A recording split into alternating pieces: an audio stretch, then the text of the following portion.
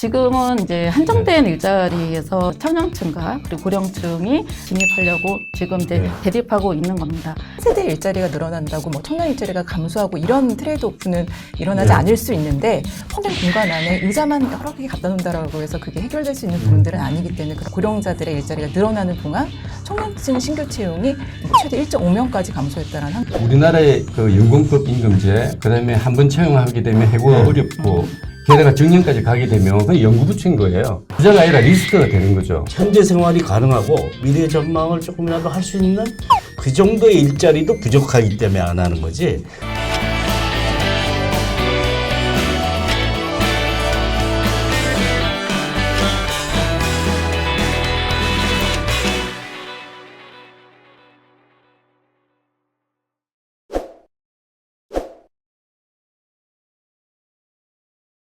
정년 연장 하면 이제 꼬리표처럼 이제 따라오는 게 그 청년 일자리 대체해설, 뭐 갈등설, 그렇죠.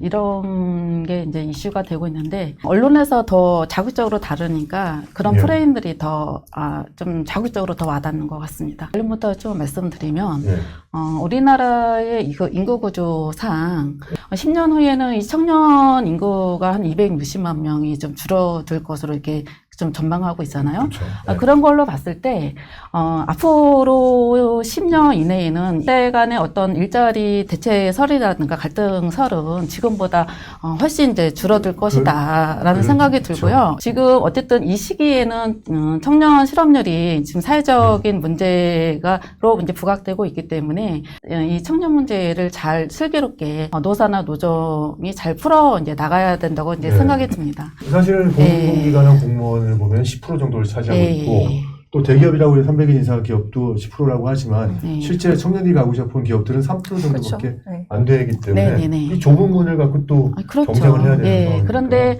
이제 반대로 이제 그 일명 뭐 3D 업종이라고 불리는 이제 그 노동 환경이 열악한 중소기업 같은 경우에는 여전히 상시적인 인력난을 좀 겪고 있는 거고 지금은 인력난이 없어서 지금 이주 노동자의 노동력에 이존하고 있는 것이 사실은 현실이잖아요. 특히 지방일수록 더 심하더라고요. 오히려 중소기업은 세대 간의 갈등보다는 그 일자리하고의 어떤 그 이주 노동자하고 국내 노동자의 일자리의 문제의 충돌이 또 될 수도 있는 문제입니다. 그래서 이제 문제는 이제 좋은 일자리를 이제 그 많이 만들어져야 되는데 지금은 이제 한정된 일자리에서 이제 그 청년층과 그리고 고령층이 그 안에서 서로 이제 유지하고 있거나 진입하려고 지금 이제 대립하고 있는 겁니다. 선진국에서도 공공 분야에서 청년의 어떤 좋은 일자리들이 많이 창출되어야 한다는 것이 그런 목소리가 많았는데 이제는 그런 목소리조차 좀 사라지고 있어요. 그러면 뭐 청년 고용 의무제로 이제 3% 정도는 청년 고용을 채용을 해야 되는데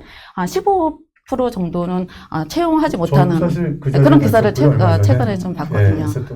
이제 그런 부분들만 하거나 아니면 의무 고용을 좀 늘린다고 하면은 일정 정도 좀 청년 고용이 좀 늘어날 수 있을 것 같고요. 근데 말씀을 하셨어요. 근데 사실은 경영계 입장에서는 또 이 얘기가 또 다르게 들릴 수도 있을 거라고 봐요. 그렇죠. 지금 어떻게 생각하세요? 청년 일자리 문제가 심각하다라는 거는 정말 모두가 공감하는 문제인 거고 사실 경제 전체적으로 봤을 때 우리 경제가 이렇게 다 같이 성장하는 국면이라고 하면은 한 세대의 일자리가 늘어난다고 뭐 청년 일자리가 감소하고 이런 트레이드오프는 일어나지 않을 수 있는데 법정 정년 연장 우리가 논의하고 있는 이 이슈로 들어와 보면은 이 얘기가 완전히 달라집니다. 왜냐하면 우리 법정 정년 연장은 법률로 인위적으로 일률적으로 이제 제도화하는 부분들이기 때문에 정책적 충격이 반드시 있을 수밖에 없거든요. 그러니까 기업들이 매출이 증가하거나 성장해서 일자리가 만들어지는 게 아니라 법으로 이제 일자리가 늘어나는 경우에는 이제 일정한 일자리 규모 안에서 이제 당연히 청년층의 신규 진입 기회가 줄어들 수밖에 없는 게 당연한 셈법이라고 생각을 하고. 저희 경영계에서 오셨으니까 팀장님 여쭤보는 만약에 공공기관에서 채용을 좀 늘려요. 그럼 기업 입장에서는 고마운 건가요? 그렇다면 공공기관에서요. 공공 부분에서 채용을 늘리게 되면은 뭐 사회 전체적으로 봤을 때는 유익한 방향이라고 생각하는데 공공 부문이야말로 정원 관리가 완전히 이제 빡빡하게 되고 있는 부문으로 알고 있고 그쪽에서도 어떤 일자리 수요 없이 인위적으로 아까 말씀하신 법으로 일자리를 만드는 건 아니지 않습니까? 시장에서 이제 수요와 공급 논리에 따라서 일자리가 만들어져야 되는 건데 한정된 공간 안에 의자만 여러 개 갖다 놓는다라고 해서 그게 해결될 수 있는 부분들은 아니기 때문에 그런 수용 능력들을 고려를 해야 해야 된다라고 보고 실제로 우리가 연구 결과 같은 것들을 보면은 지난 우리 2013년도에 법제화된 정년 60세 이후에 55세에서 59세 뭐 고령자들의 일자리가 늘어나는 동안 청년층 신규 채용이 뭐 최대 1.5명까지 감소했다라는 한국은행 분석도 0.1에서 있거든요. 1.5까지 바라보고 그렇죠. 하죠. 그래서 그런 문제점들을 좀 해소할 수 있는 방안들을 우리가 먼저 좀 고민을 해보고 법정 정년 연장을 좀 논의하는 것이 순서가 아닌가. 어떤 대책을 내놓을 수 있을까요? 김덕구 교수님. 다 경영계, 노동계 다 공감하는 게 지금 15%의 일자리에서 전쟁이 벌어지고 있다. 이 부분 다 이야기를 하셨잖아요. 그렇죠. 그러면은 이제 지금 우리나라의 그 연공급 임금제, 그 다음에 한 번 채용하게 되면 해고가 어렵고, 게다가 정년까지 가게 되면 그건 연구부처인 거예요. 그거는 투자가 아니라 리스크가 되는 거죠. 그렇지 않습니까? 그렇기 때문에 기업이 늘리고 싶어도 늘리기가 좀 어려워지는 거예요. 그래서 말씀드린 대로 그 성벽, 내부 노동시장과 외부 노동시장의 성벽을 낮추지 않으면 안 된다. 그래야지 담을 타고라도 넘어갈 수가 있는 거라는 거죠.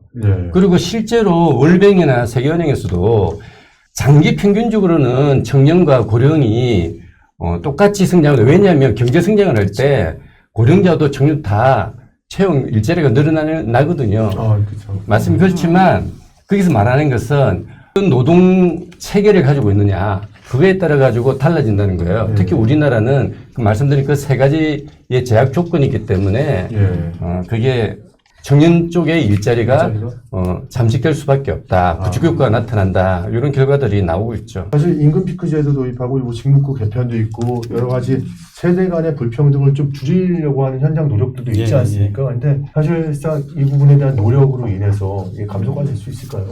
하여튼 뭐 원인 진단도 이제 좀 다르긴 한데 사실은 중장년이 느는 동안 청년이 준 건 그냥 통계적으로 나타난 현상일 뿐이라지 원인 인과관계를 얘기하는 게 아닙니다. 그냥 단순 상관관계라서 그것이 이제 정년 연장 정책을 도입할 때 고려해야 될 그런 과거 수치냐 아니라고 볼 수 있을 것 같고요.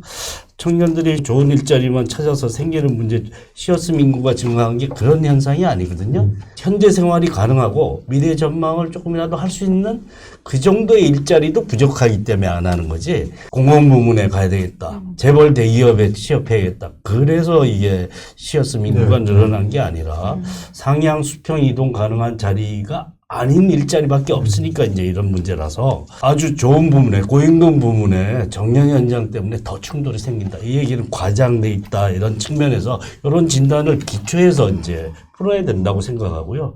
그러니까 청년 고용을 푸는 숙제와 고령자의 그 노후소득 크레바스 문제를 풀어야 되는 문제는 동시적 과제죠. 그것이 충돌을 최소화하는 장치를 마련하는 게 중요하긴 한데 직무나 선호하는 직무도 틀리고 할 수 있는 숙련도도 다릅니다. 충돌이 그냥 양적 수치만큼 그대로 충돌이 발생하는 게 아니라 굉장히 낮다라는 거죠. 선호하는 일자리에서는 충돌이 생길 수 있지 않습니까? 그렇죠. 그래서 공공부문의 아까 총액인건비제 경영편까지 개편해야 되고요. 다음 대기업의 경우에도 그러니까 청년 채용의 문제와 이 고령자의 문제를 같이 풀 수 있는 양쪽의 숙련도가 틀리고 선호 직무가 다를 수 있는 곳에 대해서 충돌이 생겨날 수 있는 영역에서는 고령자의 시간과 직무를 이동하고 청년 채용을 계속 늘려나갈 수 있는 조건들을 형성하는 직무 공유제 이런 것들을 적극적으로 기업도 교육계도 추진해 나가는 게 사실 사회적으로 지금 필요한 자세라고 되지 않은 지점들이 분명히 있을 것이고 이에 대해서 이제 별도로 이제 일자리에 대한 인식이 있을 것이고, 근데 또 경영계 입장에서는 또 이렇게 생각하는 게 많은 것 같아요. 그러니까 정년을 올리게 되면 일단 지금 같은 연금 구조에서는 임금이 당연히 올라갈 수밖에 없고, 또 그 임금 구조화에서는 청년을 더 채용할 수 없다는 얘기가 나오고 있지 않습니까? 그래서 지금 현재 임금 구조를 가지고 정년을 뭐 5년이라든가 더 늘린다고 하면은 대기업조차도 그 부담을 감당하기가 굉장히 어렵습니다. 그럼 채용을 덜 하지 않을까요? 당연하죠. 그러니까 단순히 이제 5년 늘렸다고 5년치 임금만 늘어나는 게 아니라 이제 퇴직 직전에는 우리 근로자들의 임금이 거의 정점에 달해 있기 때문에 그거보다 더 높은 임금들이 5년 정도 더 누적돼서 부담이 되는 것이기 때문에요. 우리가 실제 연구조사 결과 보면은 이렇게 정년 65세로 연장하게 되면은 한 해 기업들이 부담해야 되는 비용이 뭐 30조가 넘는다라는 결과들도 있을 만큼 비용 부담이 굉장히 상당하기 때문에 우리가 이런 문제들을 좀 타개하려면 그 임금 체계 개편 같은 조치들이 선행이 돼야 되고, 그렇게 하지 않으면 이제 우리 기업들은 채용을 줄이거나 예. 자동화를 한다거나 아니면 아까 말씀드린 것처럼 정년 이전에 조기 퇴직을 하는 그런 안타까운 선택에 내몰릴 수밖에 없는 것이 현실입니다. 그래서 그런 부분들을 좀 방지할 수 있는 노동시장 유연화 조치가 필요합니다.